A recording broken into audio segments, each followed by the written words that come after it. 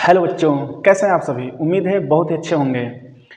आज हम पढ़ेंगे क्लास 10th का चैप्टर 1 वास्तविक संख्याएं, जिसको बोलते हैं रियल नंबर। हमने पहला वीडियो बना रखा है और उसमें बिल्कुल आसान भाषा में आसान ट्रिक और कॉन्सेप्ट के साथ हमने फार्मूला और कुछ एग्जाम्पल्स दिए थे। लेकिन आज हम बात करेंगे उसी के क्रम में आगे आपको और ढेर सारे एग्जाम्पल्स और कुछ बोर्ड एग्जाम से रिलेटेड क्वेश्चन को। तो देर न करते हुए आज हम शुरू करते हैं। कुछ ऐसे कॉन्सेप्ट के साथ क्वेश्चन हम देंगे जो आपको बोर्ड एग्जाम में बहुत ही हेल्पफुल होंगे।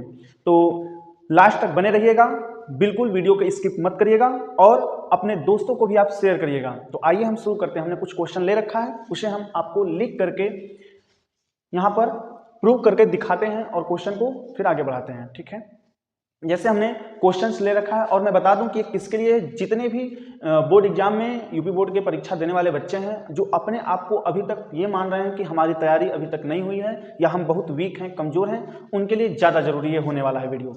तो हम शुरू करते हैं। हमारा सेक्शन ए जो है,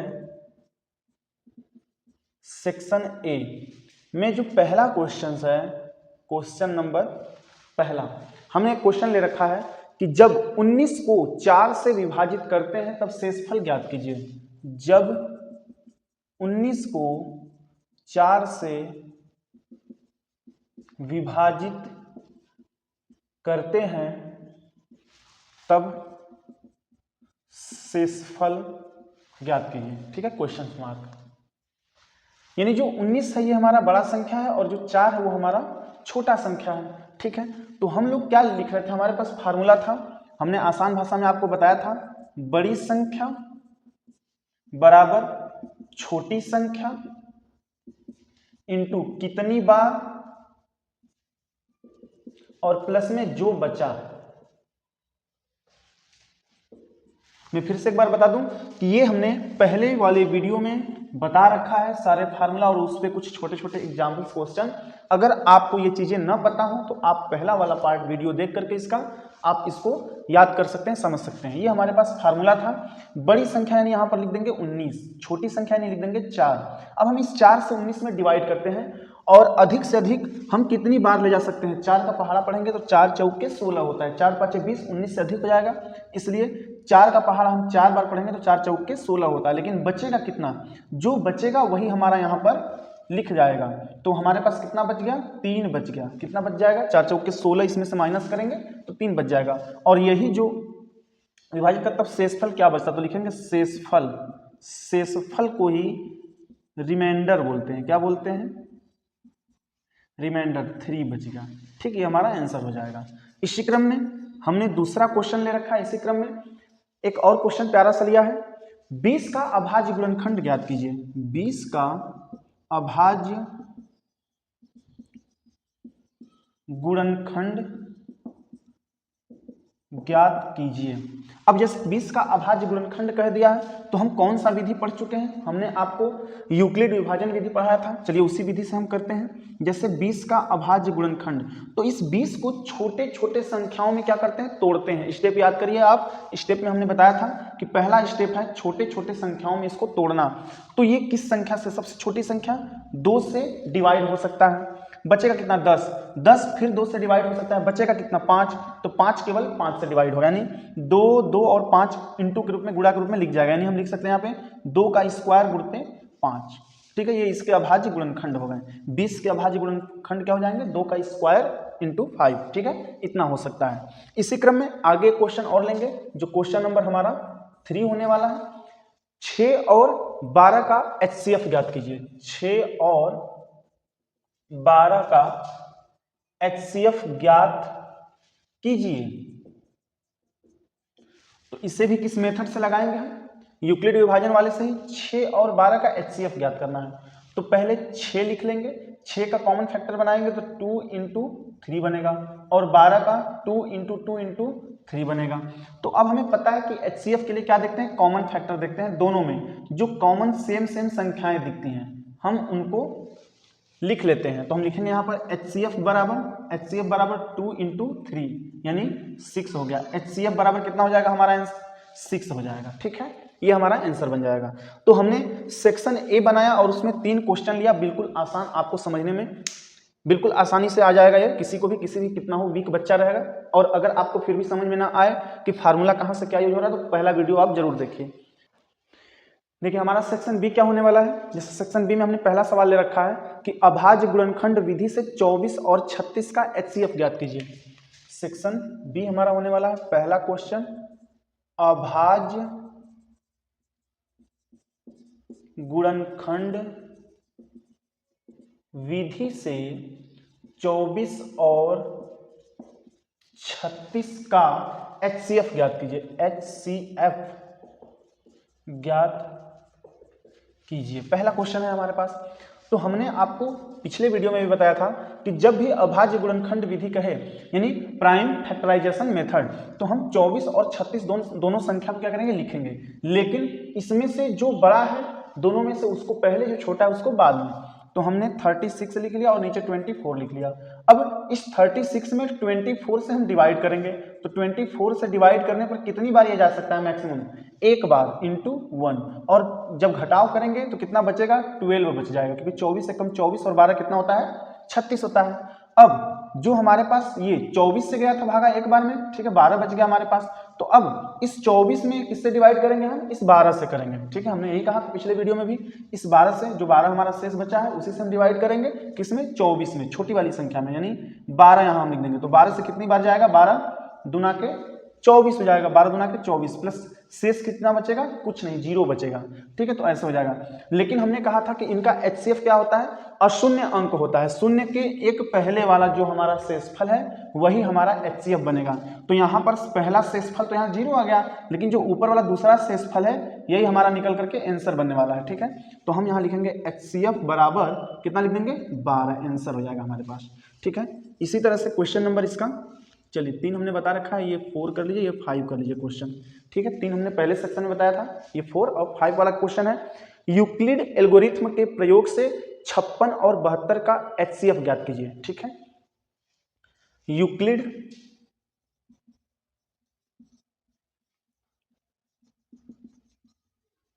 एल्गोरिथ्म के प्रयोग से 56 और 72, 56 और 72 का HCF ज्ञात कीजिए, ठीक है। HCF ज्ञात करना है हमें, किस विधि से, यूक्लिड एल्गोरिथ्म के प्रयोग से, ठीक। अब ये यूक्लिड एल्गोरिथ्म का प्रयोग क्या है, तो जैसे हमने यहाँ लिखा अभाज्य गुणनखंड विधि, इसमें भी क्या है, यूक्लिड वाला ही मिक्स है, यूक्लिड वाला भी यही होता है और अभाज्य गुणनखंड वाला भी यही होता है, दोनों सेम ही होता है, दोनों में ज़्यादा अंतर कोई खास होता नहीं है। तो इसको भी हम इसी विधि से लगा सकते हैं। या अगर आपको लगे कि नहीं एक विधि यहाँ पे लग गया है, दूसरा विधि यहाँ लगाना है, तो अब दूसरे विधि से भी आप लगा सकते हैं, जो हमारा ये पहले वाले सेक्शन में हमने बताया था उस विधि से भी। चलिए हम इसी विधि को फिर लगाते हैं। तो 72 को हम पहले लिख देते हैं और 56 को हम बाद में लिखते हैं। तो 56 से इसमें क्या करेंगे, डिवाइड करेंगे। 56 से इसमें जब डिवाइड करेंगे तो ये कितनी बार जाएगा, एक बार मैक्सिमम जाएगा, और बचेगा कितना, 56 एकम 56 जाएगा, तो बचा कितना, 12 4 16, कितना बच जाएगा, 16 बच जाएगा। अब जो 16 बचा है उससे 56 में डिवाइड करेंगे, तो 16 तियां 48, 16 तियां 48 और 8 हो जाता है यहाँ पर कैरी, ठीक है ना। तो अब यहाँ 0 तो नहीं बचा है, तो अब इससे फिर एक बार रिपीट होगा, ये बार बार रिपीट होगा, तो एक बार और जाएगा, किससे, ये 8 जो बचा है इससे किस में देंगे, इस 16 में डिवाइड करेंगे, ठीक है ना, इस 16 वाले में, क्योंकि ये 16 से हमने दिया, क्या करेंगे,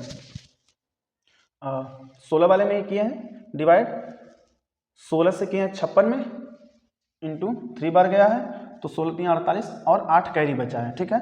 अब इस 8 से हम किस में देंगे, इस 8 से देंगे कितना में, 16 में, तो कितना बार जाएगा, 2 बार, ठीक है। तो प्लस क्या हो जाएगा, 0, क्योंकि 8 दूना 16 होता है, और प्लस 0। तो अब यहाँ पर 0 आ गया जैसे ही हमारा रिमाइंडर यानी शेषफल, तो अब हम इसको न आंसर कह के इसके ठीक पहले वाला जो हमारा है इसको हम आंसर कहते हैं। तो हमारा HCF क्या बन जाएगा, हमारा 8 बन जाएगा। HCF हमारा क्या बनेगा, 8 बन जाएगा, ठीक। तो इस तरह से ये क्वेश्चन हो जाएगा। एक और क्वेश्चन हम लेते हैं, एक क्वेश्चन और है, छठा क्वेश्चन है, यदि दो संख्याओं 30 और 42 का HCF 6 दिया हो तो LCM ज्ञात कीजिए। बड़ा ही प्यारा क्वेश्चन है, हम यहाँ पे लिखते हैं इसको, आप लोग नोट कर लीजिएगा। क्वेश्चन नंबर 6 क्या कह रहा है कि यदि दो संख्याओं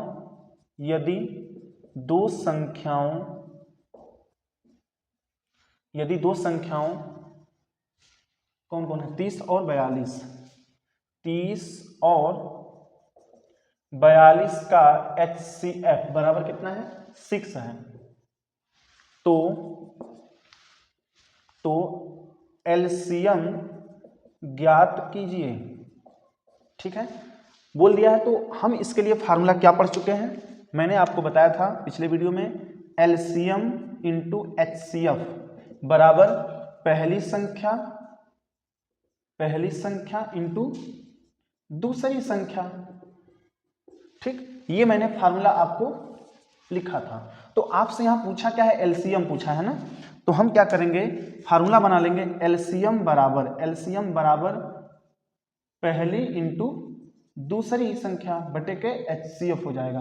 अब पहली संख्या कितना दे रखा है 30 दे रखा है, दूसरी संख्या कितना दे रखा है 42 यानी 42 दे रखा है, और HCF कितना दे रखा है 6 दे रखा है। अब इस 6 से चाहे इस वाले में डिवाइड करें चाहे इस वाले में, हम इस वाले में डिवाइड करते हैं, आपको क्रॉस नहीं करना है।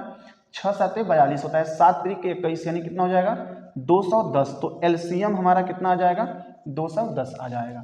ठीक है, बिल्कुल इजी है, आप इसको नोट कर सकते हैं। ठीक है, एक सेक्शन हमने और बना रखा।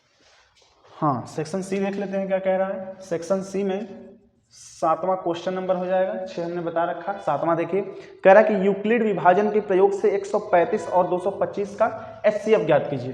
तो फिर से कह रहा है यूक्लिड विभाजन से 135 और 225 का HCF ज्ञात कीजिए। ठीक है, ऐसा बोल रहा है हमें। तो अब हम क्या लिखेंगे 135 और 225। ठीक है, अब ये यूक्लिड विभाजन फिर बोल रहा है, तो हम 225 जो बड़ा वाला होता है उसको ऊपर लिख सकते हैं, 135 को नीचे भी लिख सकते हैं, कोई दिक्कत नहीं। अभी मैंने बताया वही चीज सेम हमारा काम हो जाएगा। 225 को हम ऊपर लिखेंगे, 135 को हम नीचे लिखेंगे। तो 225 में पहले छोटी संख्या 135 से क्या करेंगे डिवाइड करेंगे। तो 135 से ये कितनी बार जाएगा, 135 गुना के 270 हो जाएगा। तो इसलिए 2 बार न जाकर के ये कितनी बार जाएगा 1 बार, और प्लस कितना कैरी बनेगा, यानी 225 में से 135 हम घटाएंगे तो क्या बचेगा 90 बचेगा। अब इस 90 से 135 में डिवाइड करेंगे, यानी पहाड़ा पढ़ेंगे तो 90 एक कम 90 जाएगा, क्योंकि 2 बार 180 चला जाएगा, 90 दूना 180 होता है, और प्लस घटाने पे कितना बच जाएगा बताइए, कितना बचेगा 45 यानी 45 बचेगा। अब इस 45 से इस 90 में डिवाइड करेंगे। ठीक है, तो यहाँ 90 लिखेंगे और यहाँ पर 45 से कितनी बार जा सकता है 2 बार, प्लस 0, तो यहाँ पर 0 आ गया। लेकिन हमारा HCF क्या कहता है कि HCF 0 न होकर के 0 के जो पहले वाला शेषफल था वो है, इसलिए HCF हमारा क्या हो जाएगा 45 हो जाएगा। ठीक है, आपको याद होना चाहिए। क्वेश्चन नंबर 8 जो हमारे पास, उसको हम देख लेते हैं। हमने एक ले रखा है दशमलव से रिलेटेड, जांच कीजिए कि 13/125 शांत दशमलव है या नहीं। क्या लिखेंगे, जांच कीजिए कि 13/125 शांत दशमलव है या नहीं। तो उसके लिए हमने कहा था कि शांत या अशांत, 2 प्रकार के दशमलव होते हैं, शांत और अशांत। शांत कब होता है, जब किसी भी भिन्नात्मक संख्या के हर में 2 या 5 अगर आता है तब वो शांत होता है। अगर 2 या 5 नहीं आता, उसके अलावा कोई संख्या आता तो वो अशांत होता है। ठीक है, तो यहाँ पर हम देखेंगे कि हमारे जो हर हैं उसमें 125 है, तो 125 को हम 5 × 5 × 5 3 टाइम्स लिख सकते हैं, यानी 5 इसमें आ तो रहा है। 5 चाहे 1 बार आए, चाहे 2 बार, चाहे 3 बार, चाहे 10 बार आए, उससे मतलब नहीं, हमारा 5 आ रहा है। तो जैसे ही लिखेंगे कि 5 आ रहा है हमारा हर में, तो हर हमारा ये था ना, हर 125 को 5 × 5 × 5, 5 बचे 25 बचे 125 हो जा रहा है। तो इसलिए यह क्या हो जाएगा शांत दशमलव होगा ये आंसर। ठीक है ना, जिसको इंग्लिश में क्या बोलते हैं टर्मिनेटिंग। ठीक है, टर्मिनेट बोलते हैं, टर्मिनेटिंग डेसिमल। ठीक है, तो इसी के साथ एक क्वेश्चन और है 9 नंबर, इंपॉर्टेंट क्वेश्चन ये हम आपको बता रहे हैं। ठीक है, इसी से रिलेटेड आपके पास बोर्ड एग्जाम में क्वेश्चन आएंगे। ठीक है, बोला है कि सिद्ध कीजिए कि HCF × LCM सिद्ध करना है। ठीक, प्रूव करना है। LCM × HCF बराबर पहली × दूसरी संख्या। ठीक है, ये हमें सिद्ध करना है। अब सिद्ध करने के लिए हम मान लीजिए नंबर मान लेते हैं कोई नंबर। ठीक है ना, माना पहली पहली संख्या बराबर क्या मान लेते हैं, पहली संख्या मान लेते हैं 25 मान लेते हैं, और दूसरी संख्या क्या मान लेते हैं, दूसरी संख्या जो है उसको हम मान लेते हैं 5 है। ठीक है, तो अब हम पहले इनका एलसीएम और एचसीएफ निकालेंगे, तभी तो हम प्रूव कर पाएंगे। तो लिखेंगे एचसीएफ बराबर तो 25 और 5 यानी एचसीएफ लिखेंगे 25 का, तो 25 के लिए 5 × 5 दो बार लिखेंगे, और 5 के लिए क्या लिखेंगे, केवल 5। तो इनमें क्या मिल रहा है कॉमन हमें, एचसीएफ बराबर क्या हो जाएगा हमारा 5 हो जाएगा। अब निकालेंगे एलसीएम, एलसीएम क्या हो जाएगा हमारा बता दीजिए। एलसीएम के लिए हम सीधे सीधे ज्ञात कर सकते हैं पहली गुणित दूसरी के बटे एचसीएफ। तो पहली कितना है 25 है, गुणित 5 है दूसरा संख्या, और बटे के एचसीएफ भी हमारा क्या था 5 था, तो 5 से 5 कैंसिल, तो 25 हमारा क्या आ गया एलसीएम आ गया। तो अब हमें ये दिख रहा है यहाँ पर कि एचसीएफ 5 है और एलसीएम 25 है, यानी 5 गुणित 25 इस तरफ बराबर पहली संख्या भी 25 है और गुणित दूसरी संख्या भी 5 है। तो 5 का 25 में गुणा करेंगे तो 125 आएगा, और इधर भी 25 का 5 में गुणा करेंगे तो 125 आएगा। तो ये दोनों बराबर हो गए, तो लिख देंगे प्रूव इट। ठीक है, ऐसे लिख सकते हैं। अब कहने का मतलब यह था कि हमने तो संख्या मान करके बता दिया है, अगर हम इसके फार्मूले पे जाते तो थोड़ा लंबा प्रोसेस होता है। ठीक है, निगमन करते तो। अब हमने एग्जांपल दे करके आपको आसानी से समझा दिया संख्या चुन करके। ठीक, ये तो रहा इजी क्वेश्चन। ठीक है, जो कमजोर बच्चे हैं, जो वीक स्टूडेंट हैं, उनके लिए आसानी से समझने के लिए। अब लेकिन दो प्रकार के और क्वेश्चन आते हैं जो बड़ा ही उलझन वाले होते हैं, बच्चों को उलझाते हैं। एक आता है जो पावर n वाला होता है, 6 के पावर n हो जाए चाहे 4 के पावर n हो जाए, ऐसे पूछता है कि इसमें ज्ञात कीजिए कि 4 के पावर n पर जो संख्या है उसका अंतिम अंक शून्य हो या शून्य पर समाप्त होता हो, ऐसा पूछ देता है। और एक पूछ देता है अंडर रूट में जो √2 √3 को बोल देता है कि सिद्ध कीजिए कि करड़ी में 2 जो है अपरिमेय संख्या है। ठीक, करड़ी में 2 जो है इरेशनल नंबर है, करड़ी में 3 जो है इरेशनल नंबर है, अपरिमेय संख्या है। तो ये दोनों भी हम बताएंगे। अभी इसको मिटाते हैं, फिर ये दोनों बता रहे हैं क्रम से। देखिए, हमने क्वेश्चन ले रखा है, बड़ा ही इंपॉर्टेंट है बोर्ड एग्जाम में आपके लिए। ठीक, क्वेश्चन हमारा है कि 4 के पावर n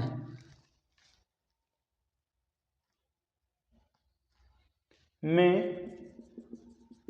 ऐसा मान ज्ञात कीजिए जिसके लिए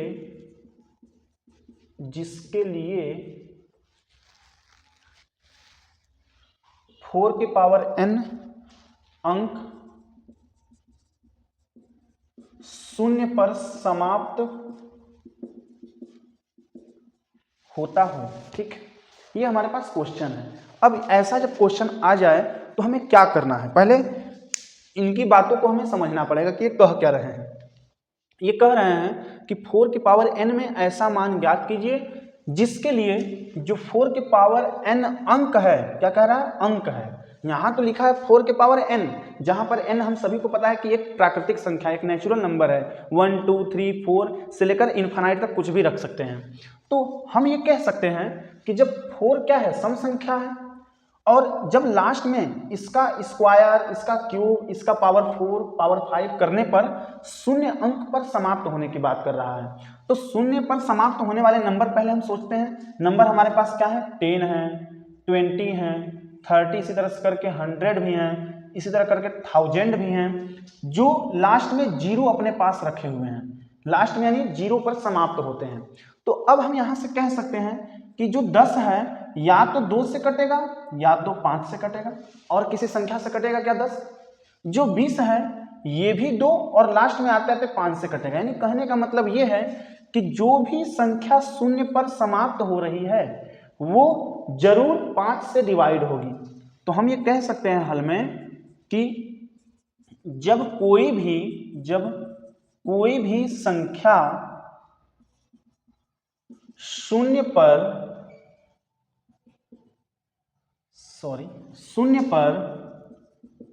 समाप्त होगी तब वह जरूर 5 से विभाजित होगी।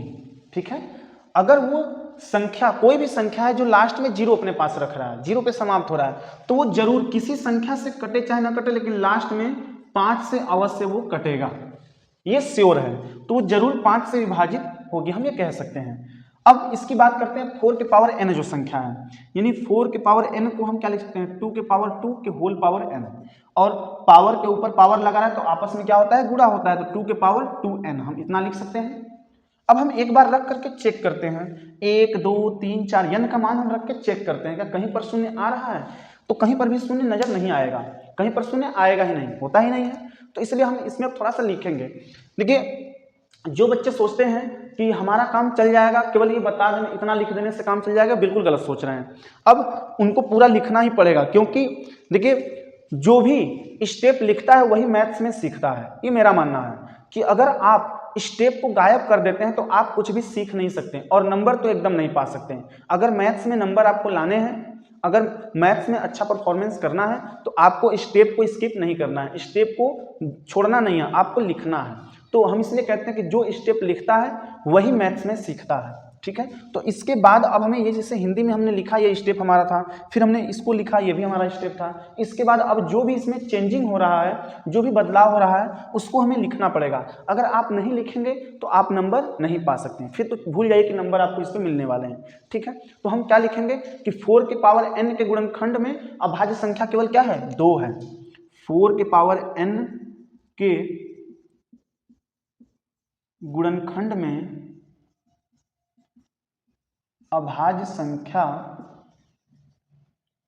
केवल 2 है। केवल 2 ही ना दिख रहा है, 2 के पावर 2n दिख रहा है, 2 के पावर 2, फिर उसके पावर n दिख रहा है, यानी अभाज्य संख्या क्या है, 2 है। 5 तो कहीं नहीं दिखा, ठीक। अगर 5 दिखता तो हम कहते कि ये हो सकता है कि भाई 5 आ रहा है तो 0 आ सकता है, 5 काटने के लिए, उसको विभाजित करने के लिए 0 को छुपाया हो, ठीक है, ऐसा हम कह सकते हैं। अब केवल 2 है, तो इसलिए फिर आगे लिखेंगे कि 4 के पावर n के गुणनखंड में, 4 की पावर n के गुणनखंड में 2 के अतिरिक्त और कोई अभाज्य संख्या नहीं है। अतः 4 के पावर n के गुणनखंड में 2 के अलावा और कोई, 2 के अतिरिक्त या 2 के अलावा और कोई अभाज्य संख्या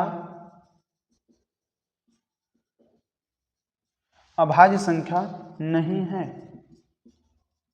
जब अभाज्य संख्या कोई भी नहीं है तो क्या हम कह सकते हैं, तब किसी भी n के लिए 4 के पावर n के अभाज्य गुणनखंड में संख्या 5 नहीं आता है। अतः, फिर से लिख सकते हैं, अतः या तब भी लिख सकते हैं, अतः 4 के पावर n के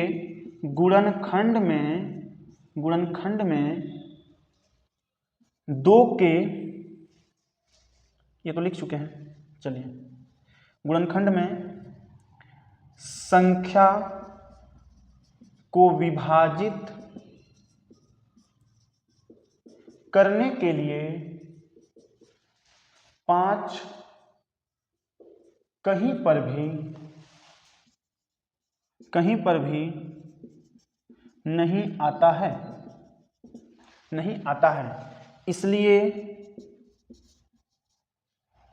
इसलिए संख्या 4 की पावर n कभी भी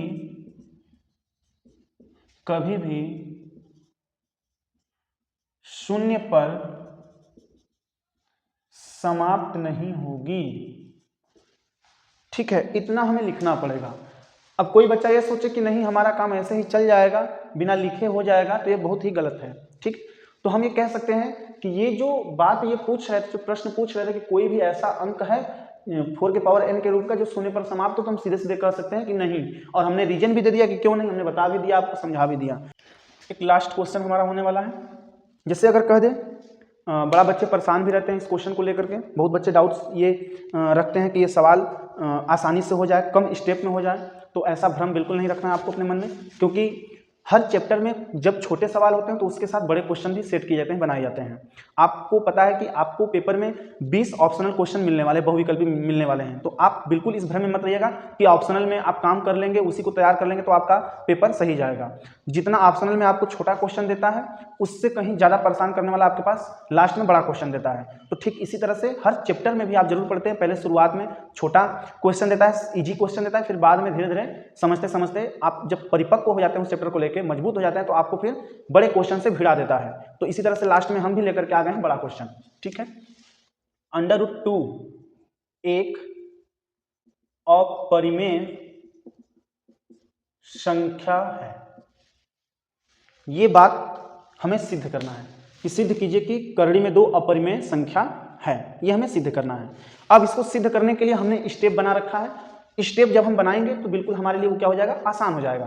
तो फर्स्ट स्टेप में हम क्या करते हैं, स्टेप नंबर फर्स्ट क्या करते हैं, पहले स्टेप में हमारा काम होता है मानना। जैसे कभी कभी आप लोग कोई पिक्चर मूवी देखे होंगे तो उसमें ये अक्सर देखे होंगे ऐसा कि चोर और पुलिस वाला, जैसे मान लीजिए कोई बहुत बड़ा चोर है, पकड़ा जाता है पुलिस द्वारा, तो अब उसका जुर्म यानी केस जो है चला जाता है अदालत में। ठीक है, जब अदालत में जज के सामने जाता है तो तरह तरह के सबूत, तरह तरह के रिकॉर्ड मांगे जाते हैं कि उसने क्या किया कि भाई अपने इल्जाम लगाया। ठीक है, तो जो चोरी किया था वो भी अपने बचाव के पूरे इंतजाम में रहता है, वो भी चाहता है कि मुझे सजा ना मिले, मेरी चोरी पकड़ी ना जाए। लेकिन जिसका नुकसान हुआ रहता है वो सोचता है कि इसने मेरा नुकसान किया तो मेरा नुकसान कैसे मिलेगा, इसका जो चोरी है वो सिद्ध होगा तभी।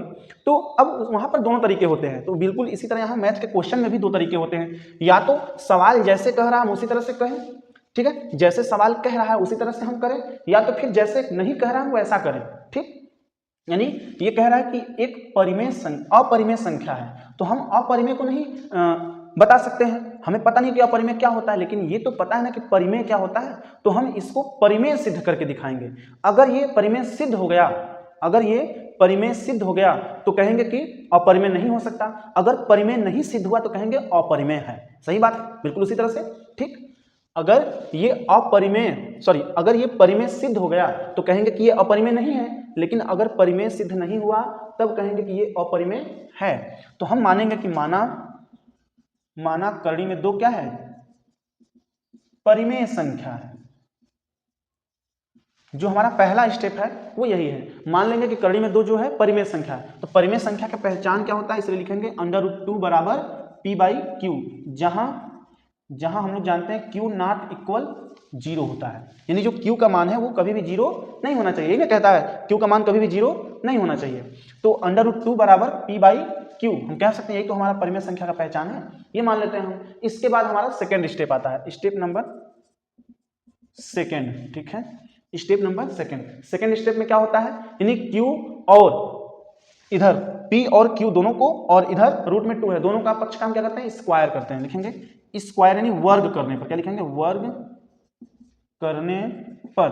तो √2 का भी होल स्क्वायर और इधर p/q का भी होल स्क्वायर, तो क्या बन जाता है, ये 2 बन जाएगा और इधर p²/q², या इसको लिख सकते हैं, या क्या लिख सकते हैं, जब q² को इस तरफ लाते हैं तो p² बराबर 2q², इतना लिख सकते हैं।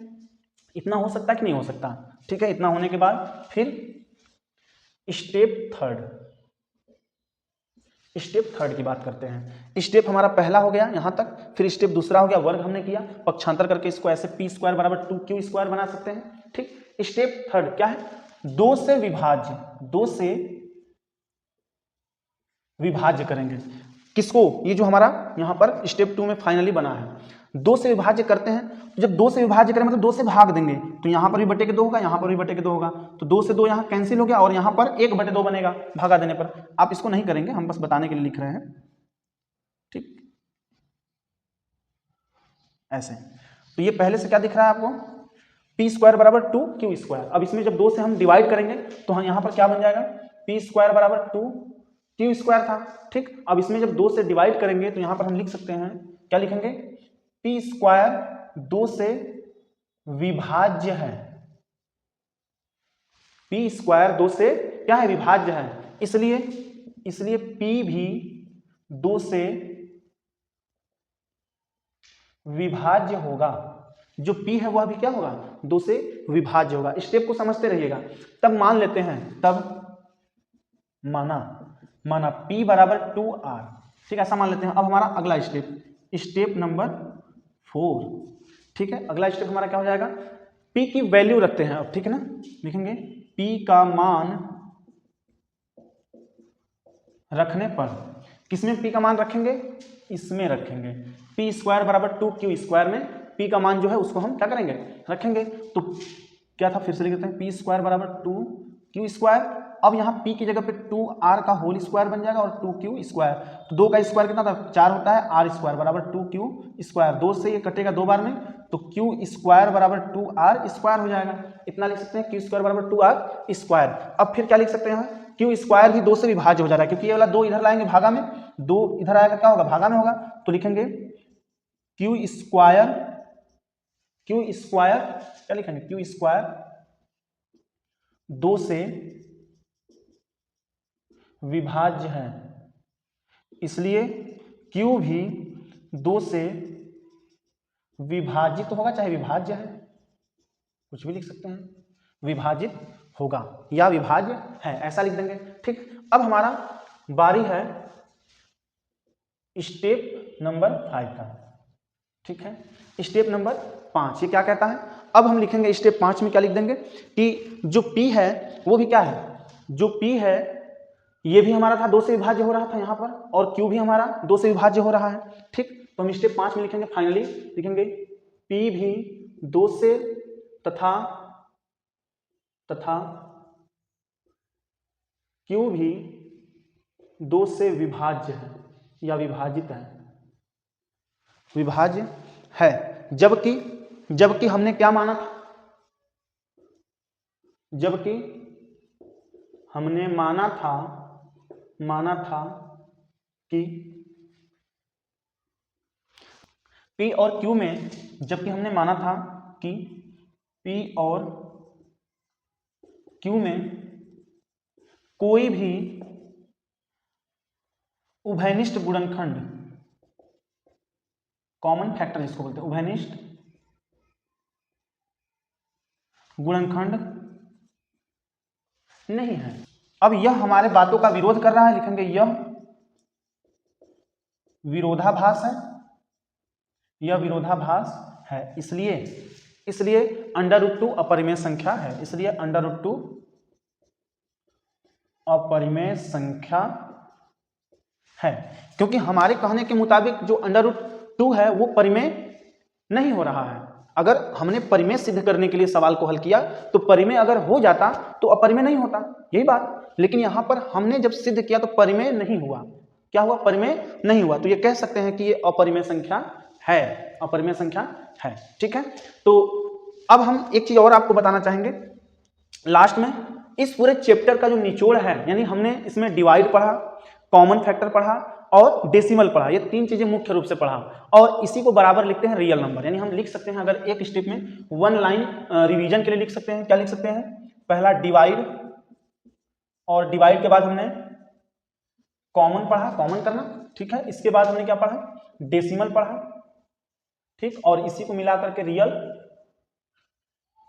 नंबर्स हो रहा है। ठीक है, तो हम यहां पर कह सकते हैं 1 लाइन चैप्टर के लिए है ये, कि रियल नंबर किससे किससे मिलकर है, पहले डिवाइड करते हैं, फिर कॉमन लेते हैं, फिर डेसिमल होता है, फिर आ जाता है हमारा रियल नंबर मिलकर के। ठीक है, और हम फिर से एक बार लास्ट लाइन बोल के जाएंगे कि जो स्टेप लिखता है वही मैथ्स में सीखता है। ठीक है, इसको याद रखिएगा, और बहुत बहुत धन्यवाद आपका हमारे वीडियो को देखने के लिए। और अगर अभी तक हमारे चैनल पे आप नए हों तो प्लीज़ सब्सक्राइब कर लीजिए, और अधिक से अधिक अपने फ्रेंड्स सर्कल में और लोगों में हमारे वीडियो को शेयर कीजिए। और आप हमें टेलीग्राम से भी फॉलो कर सकते हैं, हमारे टेलीग्राम पे चैनल का नाम है फ्यूचर क्लासेस एकेडमी, सेम जो हमारा यूट्यूब पे नाम है वही सेम टू सेम हमारा टेलीग्राम पर भी है, तो आप वहाँ से भी हर चीज़ को ले सकते हैं। हम नोट्स बना करके भी जा रहे हैं उस पर शेयर करने। अब आपको डेली का डेली नोट्स भी मिलेगा, हर एक वीडियो का नोट्स मिलेगा, PDF मिलेगा, और वहाँ से हर चीज़ आप तैयार कर सकते हैं, पढ़ सकते हैं। बोर्ड एग्जाम में बिल्कुल डटे रहना है, पीछे नहीं हटना है। बहुत बहुत धन्यवाद।